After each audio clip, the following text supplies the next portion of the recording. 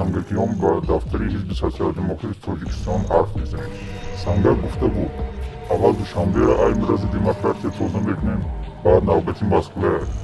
اینک بعد 21 سال گذشتن از مرگ اون پلید و 21 سال حکومتداری کردن واجب بود که سنگکزادگان باز همان سنگکزاده موندند. همه صبر مردم با امید روزی که سنگک و تپک‌ها دیگر میشوند و روز میدهند به مردم برعبس بوده است. این مانند همان میمون داروینیسم است.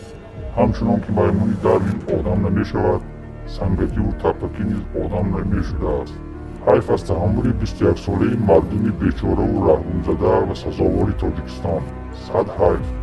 و این خلاصه مرا هجوم سنگکیان به دفتر حزب سوسیال دموکرات تاجیکستان وادار کرد. همان رفتار، همان گفتار، همان تجربه ها، همان ترتیب خاص سنگکی و تپکی با چی وحشیگری و چی بشرمی سری مردم حرف میزنند. هیچ سخنی نیست که اندازه پلیدی این قوم نجس را برکشیده افاده نماید. خوب سنگکی و تپکی با بی‌حیایی و وحشیگی و نجسیشان شیوه جهان گشتند. این عنوان دربارشان ابدی چسبیده است. نجسی که درباره دیگر نجاست‌ها موجود است گفتن آسان است، ولی افسوس سر این است که چرا مردم این نجس‌ها را متهمانه و خاموش با تبسم و با تملق خواب می‌آورند. آخر همه سنگکی و تپکی‌ها شاید 5% از مردم تاجیکستان باشند، ولی سری 95% ظلم گذاشتند. 95% که 21 سال باز تحقیر میشوند.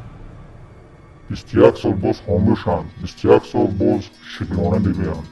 21 سال باز خودشان را فریب میدهند که سنگکی و تپکی دیگر میشوند و به مردم آخران روز هم میدهند کمی.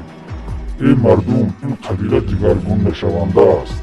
اینها در 21 سال دیگر نشدند، تا ابد دیگر نخواهند شد.